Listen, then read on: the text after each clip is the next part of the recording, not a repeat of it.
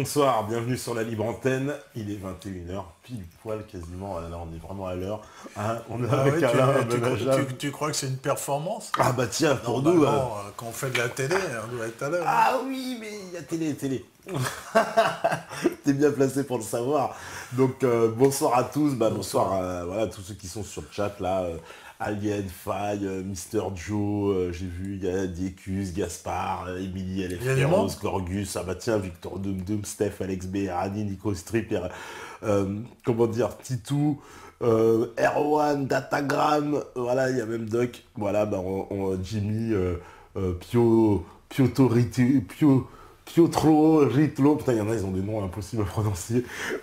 Donc, en tout cas, bonjour à tous. Bonjour. Voilà, la libre antenne saison 2 avec Alain pour parler de plusieurs choses ce soir. On a dit déjà qu'on commencerait par l'Ukraine. Voilà, on va parler de l'actualité. Voilà. Quand même, parce qu'on ne peut pas faire autrement. C'est quand même un show. C'est extrêmement chargé. Ouais. Moi, j'avais préparé, je m'étais promis depuis un moment de faire une petite émission sur la femme médiévale. Après, j'ai dit, tiens... c'est intéressant de centrer sur la femme médiévale, la guerre de 100 ans. On a fait quelque chose à Orléans. Oui. Bon, c'est pas encore passé. Mais bon, finalement, je vais essayer de faire un mix, on va improviser tout ça. J'ai prévu donc parler de la femme au Moyen-Âge, d'en parler même dans le détail, comment elle s'habillait, comment elle se soignait et comment elle se faisait belle. Et puis, pourquoi finalement... les femmes au Moyen-Âge étaient crédibles. Alors ça c'est quand même intéressant parce que c'est une courte période historique dans laquelle le statut de la femme est particulièrement élevé. Donc j'avais montré ici quelque chose d'extrêmement intéressant. C'est qu'on voit ici la couverture d'Historia. C'est un Historia d'il y a 2 mois. Qui dit le Moyen-Âge libère la femme. Alors il pousse un petit peu quand même par rapport à c'est un mouvement de balancier, hein, parce que le Moyen-Âge c'est pour le sens commun quelque chose de très sombre, de très noir et de très passéiste. Et moi ça fait longtemps que je prétends que le Moyen-Âge n'existe pas et que justement à partir du XIIe siècle, le statut de la femme s'est trouvé renforcé jusqu'au XVe siècle. Ce qui fait qu'il y a un certain nombre de femmes de pouvoir qui peuvent émerger, hein, et comme Yolande d'Aragon, comme Jeanne la Pucelle, on en a beaucoup parlé, encore, et comme Christine de Pisan, qui est une première femme qui vit de sa plume entièrement, hein, et il faudra attendre George Sand après. Hein. Puis même Hildegard von Bingen au XIIe siècle, qui est la seule compositrice féminine qui a été très prolifique en matière de composition musicale. Bon, voilà.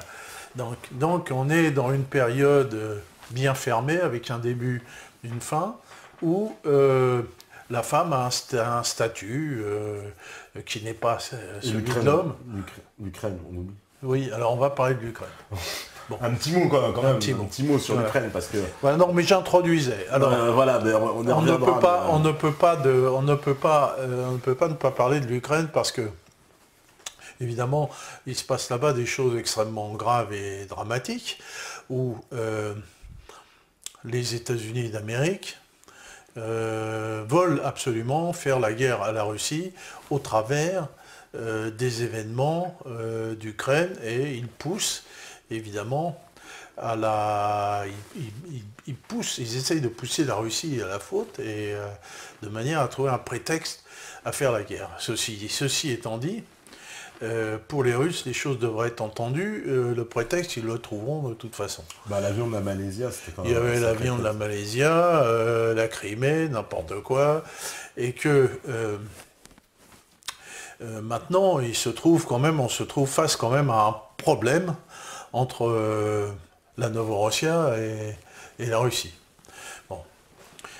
Au départ, je ne sais pas ce que voulaient faire les gens, les insurgés, certainement faire quelque chose comme ce qui s'est passé en Crimée, c'est-à-dire se rattacher à la Russie. Maintenant, il ne s'agit absolument plus pour le Donbass, pour la Novorossia, de vouloir se rattacher à la Fédération de Russie. Hein. Aujourd'hui, l'objectif est de... Déjà, d'ailleurs, il est fait, mais l'objectif est d'étendre dans toute la partie sud-est de l'ex-Ukraine l'Union des républiques populaires de Novorossia, puisque c'est le terme exact. Union des républiques populaires de Novorossia. Ça fait un peu URSS. Ça fait un peu URSS. Ça fait un peu URSS. Alors, justement, ce qui est intéressant dans cette Union des républiques populaires de Novorossia, c'est qu'il y a un nouveau concept. Et c'est pour ça que nous, ici, à Méta TV, ça nous intéresse particulièrement. Alors, on arbore le ruban de Saint-Georges, qui est le symbole, d'ailleurs, de la lutte contre le nazisme. Et ce syncrétisme est symbolisé dans le drapeau de Novorossia. Le drapeau de Novorossia, c'est un drapeau rouge. Qui est explicitement le drapeau des travailleurs, celui de la Commune de Paris, et qui est frappé d'une croix de Saint-André, bleue, et la croix de Saint-André. Saint-André, c'est le créateur de l'église de Constantinople, c'est un des apôtres, un des 12 apôtres, Saint-André, et la croix, comme ça, qui rappelle son supplice. Il était, lui, sur une croix qui est comme ça. Et donc, l'église de Constantinople, fondée par Saint-André, a évangélisé la Russie. D'abord, le duché de Kiev, puisque Kiev, c'est l'origine de la Rousse, et puis de Novgorod ensuite. Bon. Donc, la Novorossia se veut un syncrétisme entre non pas le socialisme tel que c'était avant, ils ne veulent pas reconstituer le socialisme à la soviétique, mais au moins éliminer les oligarques. Ça, c'est leur objectif numéro 1, explicite, bien expliqué. On a eu une conférence de presse où vous êtes venus, où il y avait Pavel Goubarev, qui est un des leaders de la Novorossia, qui expliquait que la première chose à faire, c'est de virer les oligarques, et ces fameux oligarques qui sévissent dans l'ancien monde soviétique, c'est-à-dire ces oligarques, ce sont des anciens apparatchiks, plus ou moins communistes, enfin ils étaient là par opportunistes, qui à l'autodestruction de l'URSS, il faut bien voir que l'URSS s'est autodétruite. Ce sont des gens comme Gorbatchev et des gens comme Yeltsin, tous les caciques de l'ex-PCUS, qui ont eux-mêmes dissous l'URSS, qui se sont emparés des richesses et de ce pays extrêmement riche, des richesses, des industries, ils se sont emparés et ils sont devenus des oligarques.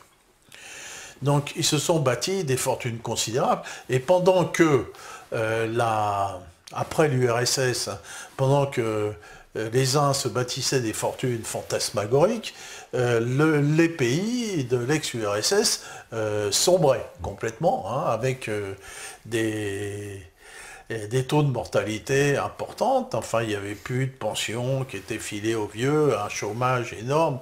Enfin, tout ça a été absolument catastrophique.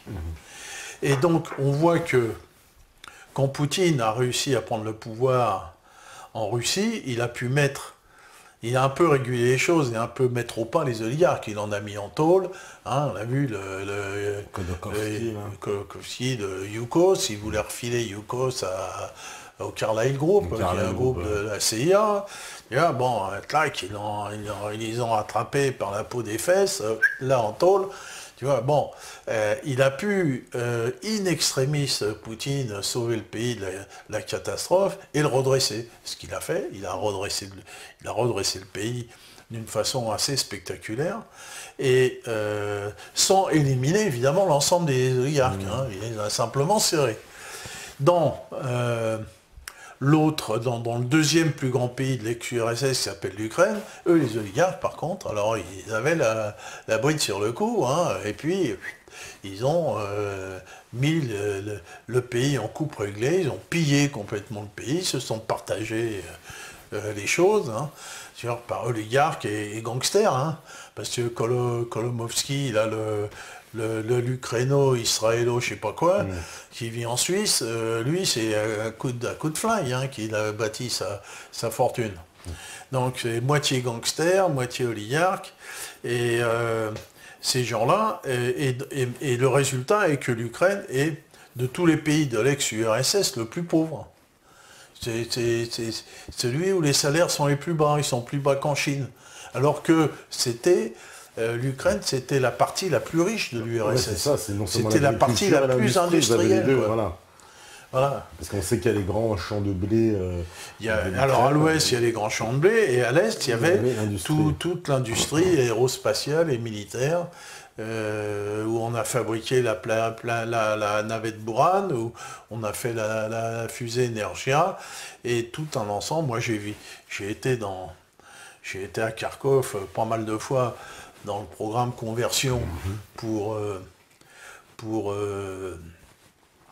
un petit peu évaluer le complexe militaro-industriel soviétique, et puis j'ai vu à quel point en technologie ils étaient en avance. Bon, donc ici, ces oligarques, évidemment, c'est le poison absolu de ces ex-pays socialistes. C'est le poison absolu.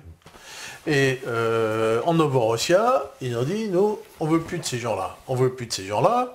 On ne veut pas faire partie de l'Union européenne. On ne veut pas faire partie de l'OTAN.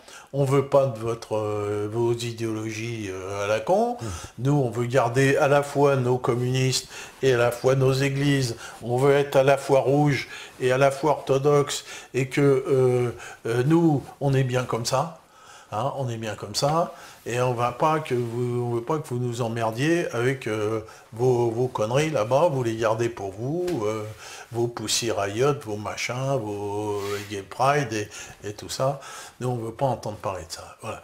Donc, eux, ils disent, voilà, nous, dans notre vision des choses, eh bien, on ne veut pas non plus faire partie de la Fédération de Russie. Ouais. D'ailleurs, Dicus, il dit quelque chose, je trouve très intelligent, il dit, c'est bon pour l'Allemagne des salaires chinois en Ukraine. Comment ? Il dit c'est bon pour l'Allemagne des salaires chinois en Ukraine. Ah oui, c'est Dicus qui dit ça. Je trouve qu'il a parfaitement raison, parce que l'Allemagne, elle a tout intérêt à faire basculer l'Ukraine de son côté pour s'en servir, pour mettre ses industries. On va faire travailler justement ces Ukrainiens pour fabriquer des bagnoles et tout ce qui est fabriqué en Allemagne à moindre coût. Quelque part, c'est bien pour l'Allemagne, quoi, cette affaire. Bah oui. Oui, bien sûr. Non, mais ça c'est clair. C'est clair, c'est que personne ne veut sortir ce pays de l'ornière. Et justement, la Novorossia est intéressant pour nous, parce que c'est une expérience nouvelle, qui est basée qui est basée sur deux autres expériences dont ils vont faire le syncrétisme. Hein. Une expérience malheureuse de l'URSS, dont on va prendre les côtés positifs, tu vois, hein. Et puis l'expérience de la tradition. Ici, on a beaucoup parlé souvent que finalement on ne pouvait pas sortir un pays de ses fondements historiques, et que pour eux, la Russie de Pierre le Grand, celle de la Grande Catherine, ce sont des traditions, et aussi la Russie de Lénine, la Russie de Staline, pour eux, c'est des choses qui sont à prendre en compte, et donc pour eux, la grande référence historique, c'est évidemment la Seconde Guerre mondiale, ce qu'ils appellent la Grande Guerre patriotique, hein, dont le symbole est le ruban de Saint-Georges, et cette grande guerre patriotique que les Russes ont menée contre le nazisme, eh bien, l'autre partie de l'Ukraine a la référence historique inverse. Ouais. Hein, donc on voit deux parties de l'ex-Ukraine qui ont des références historiques complètement inverses. Et on voit que les uns mettent en avant les symboles nazis, la Zaziska, les autres mettent en avant les drapeaux rouges, la faucille et le marteau, mais également la croix de Saint-André, même également Saint-Georges et la religion, les icônes, la religion orthodoxe, etc. Voilà un petit peu ce que représente la Novorossia et ce qui est extrêmement intéressant pour nous Français et ce qui a motivé d'ailleurs que des jeunes Français aillent combattre là-bas. Hein, et que, bon, ces jeunes, je les connais, ils sont venus me voir, ils m'ont demandé mon avis avant de partir.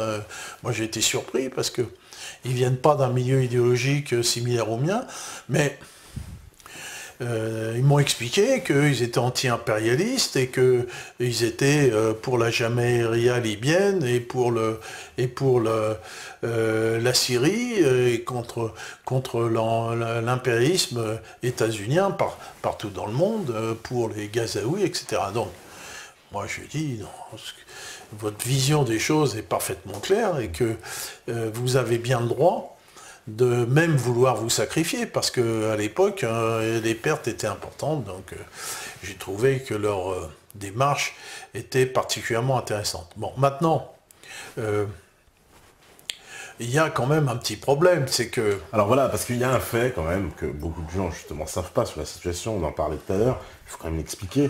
Les troupes, on va dire, de Novorossia ont avancé, ont libéré un certain nombre de villes, et ont causé des pertes apparemment vraiment assez énormes, monumentales, donc aux troupes de Kiev. Hein. Ouais. Et les troupes de Kiev, j'ai presque envie de dire moribondes, au dernier moment, in extremis, on apprend qu'il y a un couvre-feu, enfin un cessez-le-feu qui est instauré, alors même que les troupes je veux dire de Novorossia auraient pu, on va dire, continuer leur conquête jusqu'à Kiev et faire casser ce pouvoir définitivement. Et là, on s'étonne parce qu'on se dit que forcément, ça vient de Poutine, cet ordre. Et donc, quel est l'intérêt de Poutine de stopper l'avancée de Novorossia, alors même qu'on pouvait peut-être arriver à une solution qui était en plus, lui, qui tombait vainqueur. Hein. Donc là, moi, j'ai l'impression que ça donne raison beaucoup à Pierre Hillard, qui met beaucoup de réserves sur l'attitude de Poutine et qui dit que Poutine joue un jeu assez ambivalent, assez équivoque. Bon. Et finalement...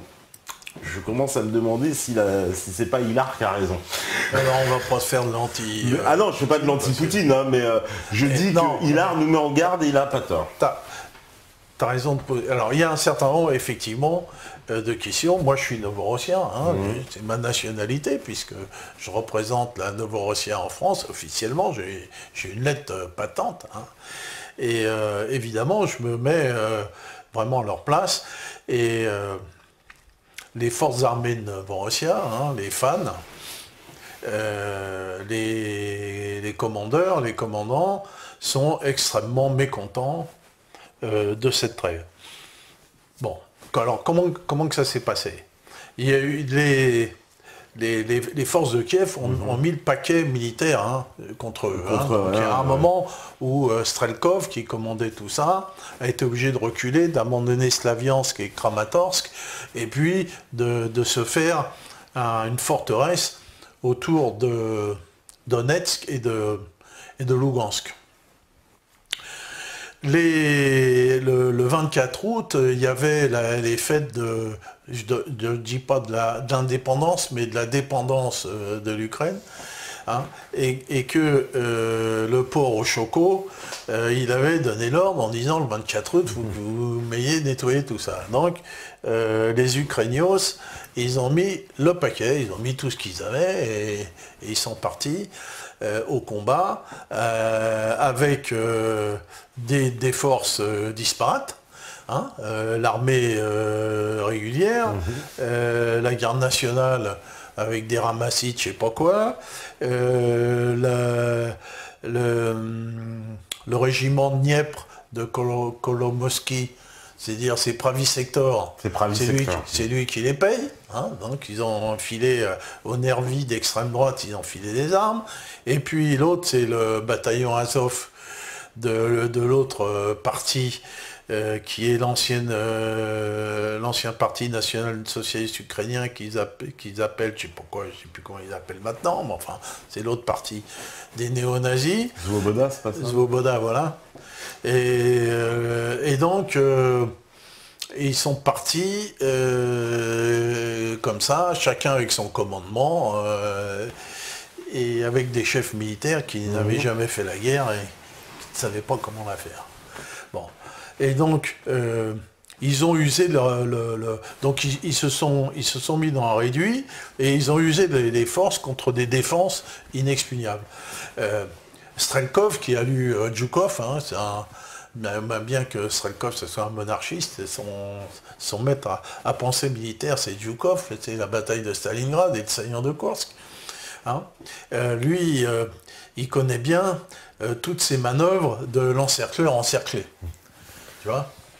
Donc, ce qui est marrant, parce qu'on a vu avec mon ami Svetlana Kissilieva, à chaque fois on suivait ça, puis on se disait, tiens, quand Strelkov il n'est pas content, c'est que c'est bien, quoi. Parce que, en fait, il a laissé des points faibles dans ses défenses. Il a laissé des boyaux, tu vois, hein. Donc on dit, ah ouais, mais là, les Cosaques, ils sont enfuis. Mais les Cosaques, ils sont enfuis. Ils ont laissé un truc étroit. Et les autres, qu'est-ce qu'ils ont fait? Ben, ils faisaient le tour des défenses, ils rentraient pas. Ils sont rentrés dans un boyau. Mais comme c'est des nazes du point de vue militaire, eux, ils n'ont pas lu la Deuxième Guerre mondiale et c'est pas leur truc, tu vois. Hein. Alors, on sait que une armée moderne...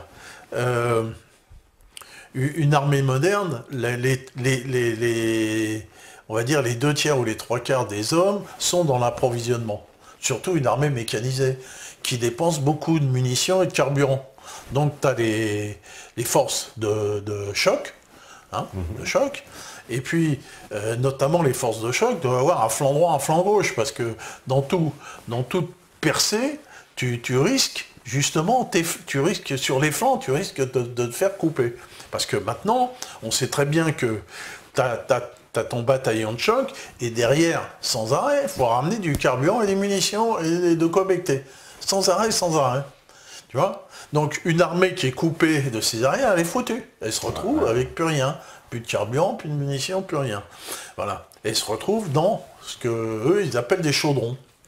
Donc, ces idiots, ils sont tombés une fois dans un chaudron. On veut dire, tiens, quand même...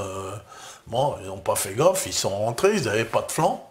Hein, ils ne savent pas ce que c'est qu'un système, je ne sais pas. Ils n'ont pas lu les traités militaires, même les plus simples. Ils sont rentrés dans les chaudrons, et dans les chaudrons, ben, pouf, coupé derrière, quoi, c'est facile, hein, puf, alors donc, plus rien. Et puis, il est bombarde à coups d'orgue de Staline, hein, de lance-roquettes multiples. Et puis, au bout d'un moment, ils leur disent, bah écoutez, vous avez le choix, soit les militaires de l'armée régulière, vous partez, on vous laisse partir, vous gardez quelques véhicules, et vous laissez le gros des véhicules sur place. Ouais. Voilà. Donc c'est ce qu'ils faisaient en général. Alors il y en a beaucoup qui sont partis, qui ont laissé les véhicules, et petit à petit, eux, ils se sont fait une collection de blindés. Ouais. Hein. Puis il y en a beaucoup qui se sont fait exploser des blindés. Alors ces abrutis du Krenios, ils ont fait ça une fois, le chaudron numéro 1, mais il y en a eu 2, 3, 4, 5, plusieurs. Ils sont rentrés plusieurs fois dans des chaudrons, dans des pièges tendus comme ça. Ce qui fait que l'armée de Novorossiya a grossi en blindés. D'ailleurs, ils ont un gros problème parce qu'ils n'ont pas, pour les chars, il leur manque des équipages. Et ils se sont retrouvés avec des lance-roquettes multiples, avec les munitions, etc. Les dernières armes. Voilà. Et que, au bout d'un moment, en multipliant ce jeu-là, hein, courant août, et courant septembre, ben, ils se sont trouvés qu'ils ont perdu 60% de leurs blindés. Et plusieurs milliers d'hommes. Donc, ils ont essayé de mobiliser une fois, ils ont mobilisé 2 fois, la 3e fois, il n'y a plus personne, et puis maintenant, les gens, ils veulent plus aller au casse-pipe parce que c'est extrêmement dangereux. Donc, à un moment donné, tout leur dispositif s'est écroulé, parce que on voit bien quand une armée, vous avez deux armées, elles se confrontent. Puis pouf, tout d'un coup, plaf, il y en a une qui peut plus. C'est le cas de toutes les batailles. Quand on étudie les batailles, c'est toujours comme ça que ça se passe. Hein. Il y a une armée qui collapse complètement. Et eux, l'armée qui vient, hein, s'est effondrée. Alors eux, ils ont foncé vers le sud. Hein, ils sont arrivés sur la mer d'Azov, ils ont encerclé Mariupol, ils étaient déjà, leurs avant-gardes étaient dans le blast d'à côté. Tu vois, dans le blast de Kolomoïski.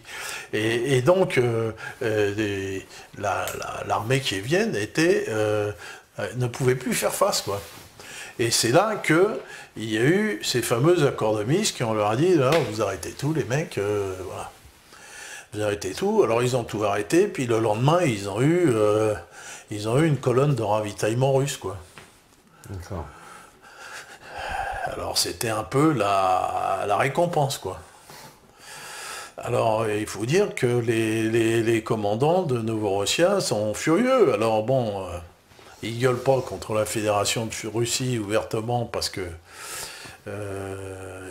finalement... Ils soutiennent, mais quand même, pour eux, il y a eu un bug, il y a eu quelque chose dans cette affaire qui est bizarre.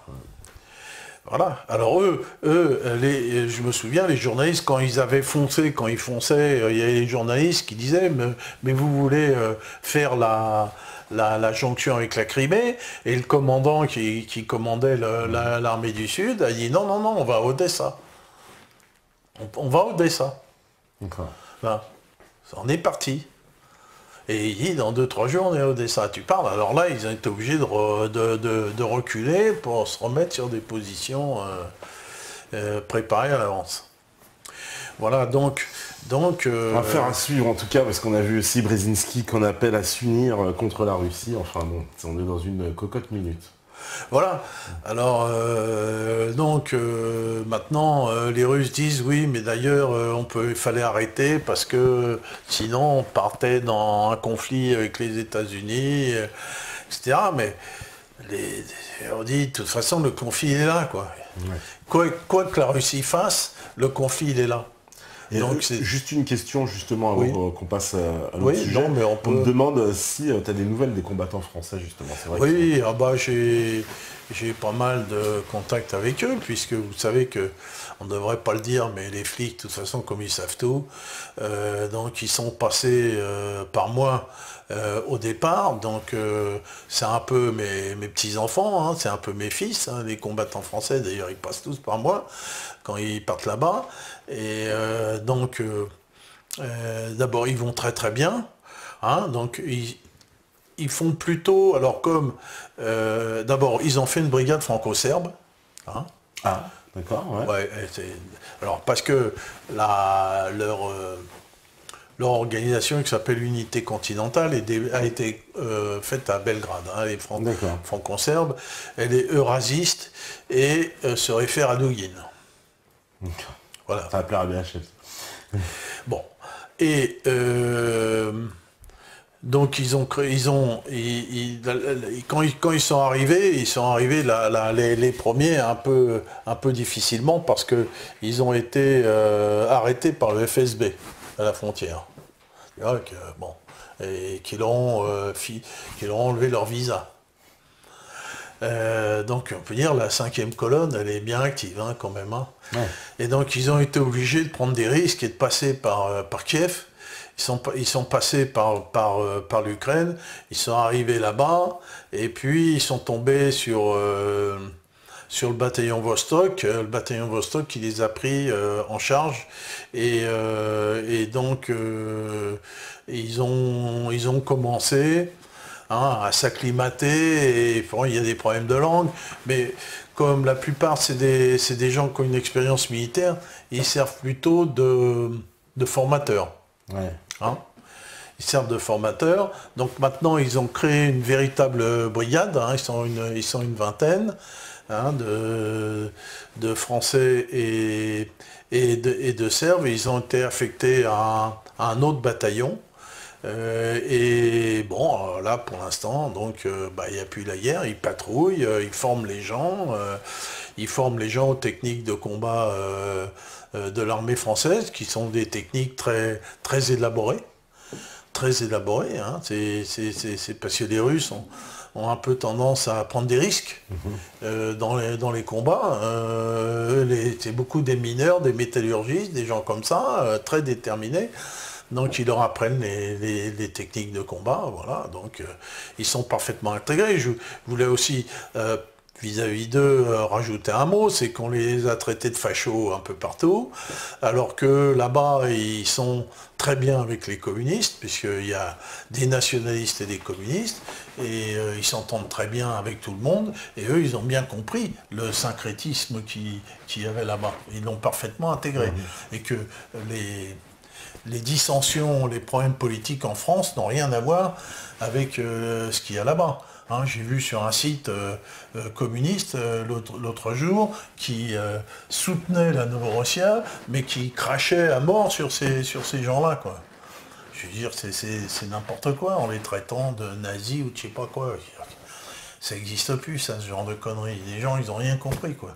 Aujourd'hui, les nationalistes, tous ceux qui veulent combattre l'impérialisme doivent s'unir.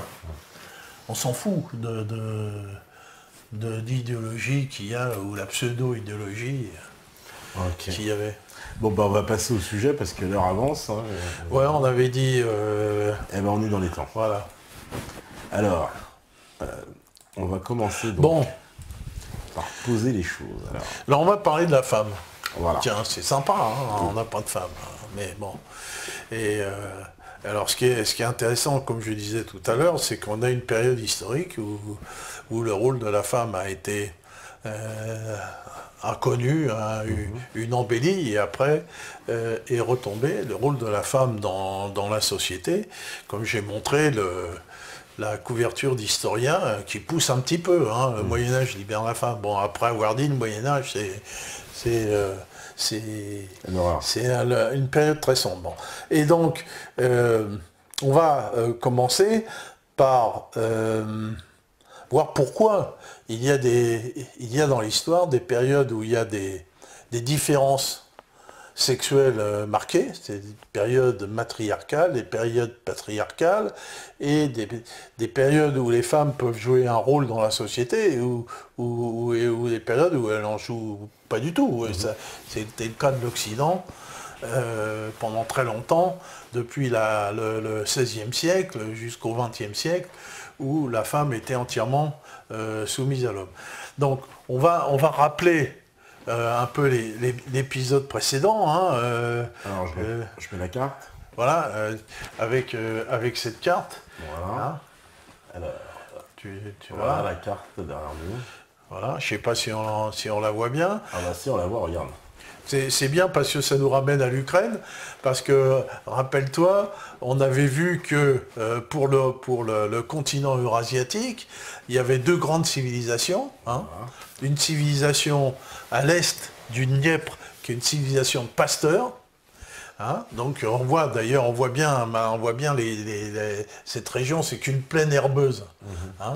Donc qui était propice à la chasse, puis à l'élevage, et on voit que dans les populations primitives de chasseurs-cueilleurs, c'est les hommes qui chassaient et les femmes qui cueillaient, et donc ce sont les hommes qui ont domestiqué les animaux, et puis les femmes qui ont fait l'agriculture. Et donc on trouve évidemment d'un côté des divinités mâles, des sociétés mâles, et de l'autre des sociétés femelles. Donc on voit, et donc c'est curieux parce que c'est comme aujourd'hui, c'est le Dniepr qui fait la frontière. Hein, c'est une petite curiosité. On voit que d'un côté il y a Novorossia et de l'autre côté les nazillons ukrainiens. Bon, c'est comme ça, il n'y a aucun rapport, mais bon, il faut dire que quand même ce Dniepr, il représente une frontière naturelle. Donc, on va voir que la première représentation humaine dans l'histoire de l'homme, et une représentation féminine, environ 35 000 ans avant Jésus-Christ. C'est en France, cette petite statuette, on peut la voir au musée de Saint-Germain-en-Laye. Elle a été trouvée dans le sud-ouest, dans ce qu'on appelle l'espace franco de Cantabrique, où il y a l'essentiel des vestiges du paléolithique. Paléolithique, il y a la pierre taillée, et on voit déjà qu'au paléolithique, donc les chasseurs, les cueilleurs, mais quand même les femmes sont les seules qui sont représentées. Et ça va durer de moins 35 000 ans à peu près moins 3 000 ans. C'est-à-dire pendant presque 30 000 ans, les seules représentations humaines sont des femmes. D'accord, c'est bon. Donc, ce qui montre quand même que les femmes jouent un rôle essentiel dans la société, donc sont certainement déifiées. Alors là, on va montrer, par exemple ici, ça c'est à peu près à la même époque, du paléolithique. On voit cette vision d'une femme qui est extrêmement stylisée, dont les attributs sexuels sont hypertrophiés, et donc on peut comprendre que ce qui est représenté là, c'est la fertilité chez la femme, puisque la femme fait des enfants, et on peut comprendre que pour la tribu, avoir une fertilité, c'est quelque chose qui est extrêmement important. Et donc, là, c'est encore à la même époque. Donc, on voit une femme... là, tu peux me mettre celle-là aussi? Oui, bien sûr. On a une femme, alors là, carrément obèse. Tu vois, les canons de la beauté. Alors ça représentait les canons de la beauté féminine. Bah oui, voilà, donc... ça va leur plaire à certaines. Écoute, Ne complexez pas, mesdames. Alors, ensuite, quand on passe au néolithique, là, tu peux passer les autres statuettes. Donc ça, c'est... Là, on a sauté 20 000 ans, mais... dans le néolithique des Balkans, de la Roumanie, de la Bulgarie, eh bien on a trouvé partout ce genre de statuettes qui ont moins 10 000, moins 6 000 ans, moins 4 000 ans. Donc on voit toujours ce genre de déesse, et on ne voit jamais de représentation masculine. Jamais. Et là, c'est quoi ça? Alors, ce sont des statuettes qui ont été prélevées dans les différentes fouilles qu'on a fait dans les Balkans. En Bulgarie notamment, si tu veux, là où se trouvent beaucoup de civilisations du néolithique. Donc il y a beaucoup de... ce qu'on appelle l'Europe ancienne. L'Europe ancienne. Là, tu sais ce qu'on a retrouvé là? Des pyramides.